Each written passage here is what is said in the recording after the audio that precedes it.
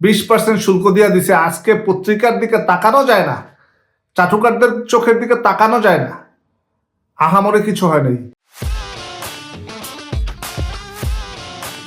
আমি আপনাদেরকে কিছু নাম বলি, দেখেন আপনারা নামগুলো চিনেন কিনা।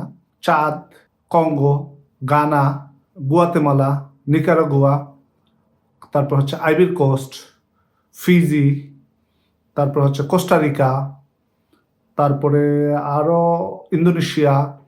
এই দেশগুলোর নাম তো শুনেছেন, তাই না? এই দেশ সহ আরও অনেকগুলো দেশ আছে। আমি কয়েকটা দেশ আপনাদেরকে বলেছি।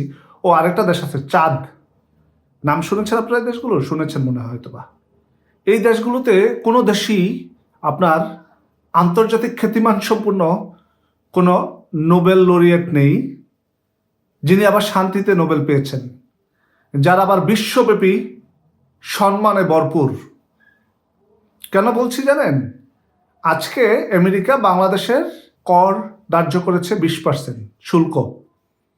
তাতে আমাদের দেশের চাটুকার মহলের জয় জয়কার দখলদার ইউনূসের আর নারীবাজ খলিলুর রহমানের। আমাদের বাণিজ্য উপদেষ্টা আকিস সাহেবের ছেলে। আকিস সাহেব একজন বরেণ্য ব্যবসায়ী। তার বাংলাদেশের আমজনতার কাছে তার সুনামে ভরপুর। তাকে নিয়ে নিন্দা করার মতো কোনো ব্যক্তি নাই। কিন্তু তার বড় ছেলে আকিস বশির কোত্থেকে উঠে আসছে আল্লাহ জানে। ওই যে আলেমের ঘরে জালেম হয় এরকম আর কি। আর হচ্ছে আমাদের ওই জ্বালানি উপদেষ্টা, এরা আজকে পারলে দখলদার ইউনূসের, ঠিক আছে, আর ওই যে নারীবাজ খলিলুর রহমানের। আমি যে দেশগুলোর নাম বলেছি, চাঁদ, ক্যামেরুন, তারপর হচ্ছে আইভরি কোস্ট, ফিজি, গুয়াতেমালা, এই দেশগুলোর শুল্ক আমেরিকা ধার্য করেছে 18%-এর নিচে, কোনো কোনো দেশে 10%, কোনো কোনো দেশে 15%। তো আপনার দেশে এত বড় একটা আন্তর্জাতিক খেলোয়াড় থাকতে আপনাকে 20% শুল্ক ধার্য করছে, আপনি বৈশা বৈশা। আর তাকে দেশে তো কিচ্ছু নেই। চার দেশের নাম শুনেছেন আপনি কখনো? হয়তো বা শুনে থাকতে পারেন। ফিজি, কঙ্গো, ঠিক আছে, আইভরি কোস্ট, এগুলোতে আপনার শুল্ক ধার্য করেছে মাত্র 15%, 18%। আর আপনার দেশে এত বড় একজন সুদখোর, আন্তর্জাতিক খ্যাতিমান সম্পূর্ণ নোবেল লরিয়েট দখলদার ইউনূস থাকার পরে আপনাকে 20% ধরছে, আপনি বৈশাখ আনন্দে আত্মহারা হয়ে গেছেন। এত আনন্দে আত্মহারা হবেন না। তাদের দেওয়ার কিছু নেই, তারা 15% নিয়ে আসছে। আর আপনার দেশ কি দিয়েছে জানেন? প্রত্যেক বছর মিনিমাম 7 লাখ টন গম কিনবে, যেটা আপনাকে আগে ভিক্ষা হিসাবে দিত আপনার দেশকে। রিলিফের গম যেটাকে বলে সেটা পাইতেন, সেটা এখন কিনে নিতে হবে আন্তর্জাতিক বাজার মূল্য থেকেও বেশি। 20টা বোয়িং কিনবে 30,000 কোটি টাকার সহ। এগুলা দৃশ্যত চুক্তি।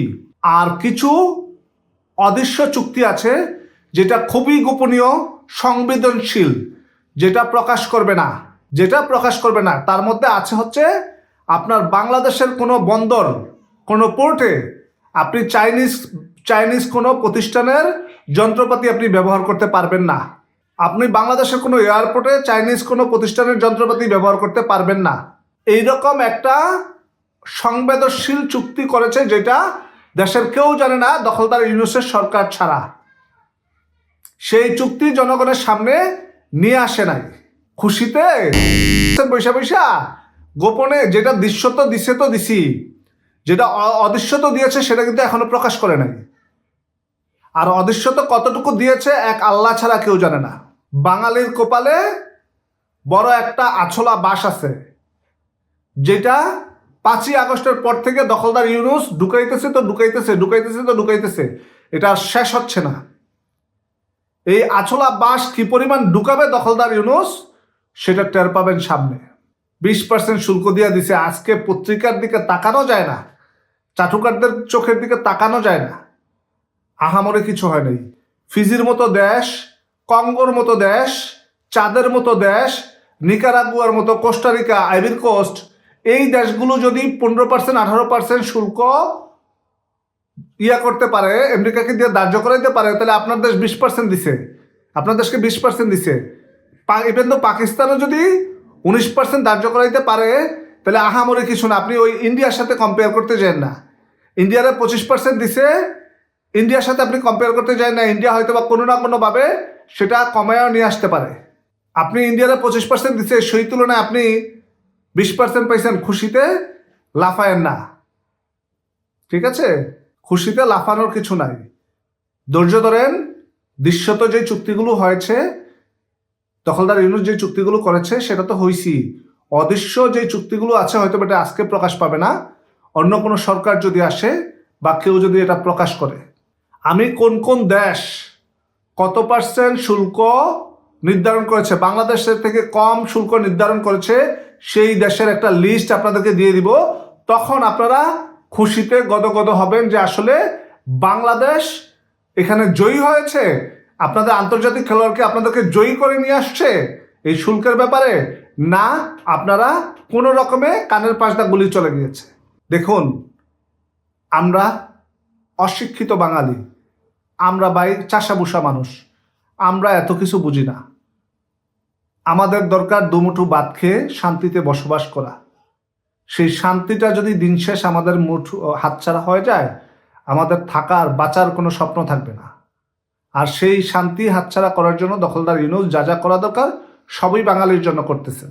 যার আমেরিকার মতো বন্ধু থাকে তার শত্রুর দরকার হয়, এটা বরংবার বলেছে, আজকেও বললাম। কথাটা মাথায় রাখবেন। 30,000 কোটি টাকা দিয়ে আপনাদের সন্তানদেরকে মারার জন্য বিমান কিনতেছে বোয়িং, যেটার আন্তর্জাতিক অঙ্গনে নাম করা যে কোম্পানিগুলো আছে যারা এই বোয়িং কিনে না। এখন আপনার দেশের সরকার দখলদার ইউনূস এক শুল্ক কমায়া নিজের উপরে দেখানোর জন্য 20টা বোয়িং কিনতেছে 30,000 কোটি টাকা দিয়ে। তো আশা করি আপনারা আরও পর্যবেক্ষণ করবেন যে আমার যে লিস্টটা আমি দিব সেখানে কারা কত পার্সেন্ট পাইছে, সেই লিস্টটা দেখলে আপনি বুঝতে পারবেন যে আপনারা কতটুকু জয়ী হয়েছেন। এখানে এমনও দেশ আছে যেটা বাংলাদেশের তুলনায় অনেক নিচে, অর্থনৈতিক দিক থেকে, অন্যান্য দিক থেকে, জনসংখ্যার দিক থেকে, উৎপাদনের দিক থেকে অনেক নিচে, তাদেরকে 15% দিয়ে রেখেছে। আর আপনার দেশকে 20% দিয়েছে। এতে আপনার দেশের পাঁচাটা কতগুলো কুত্তা আছে, কুত্তাদের মুখ আর বন্ধ হচ্ছে না সকাল থেকে। ধৈর্য ধরেন, আরো কিছু প্রকাশ পাবে, অপেক্ষা করেন। গোপন চুক্তিতে যে দেশ বিক্রি করেছে সেই দেশ বিক্রির মূল্যটা দখলদার ইউনূস দিবে না, আপনাকেই দিতে হবে। এটা আপনার দেশ, আপনার সন্তানের ভবিষ্যৎ সে বিক্রি করে গেছে, সেটার জন্য আপনাকে মূল্য চুকাইতে হবে। চিন্তা করেন না বাবা, অপেক্ষা করেন, মূল্যের জন্য প্রস্তুত হন। আজকের মতো এই পর্যন্তই। জয় বাংলা, জয় বঙ্গবন্ধু, বাংলাদেশ চিরজীবী হোক।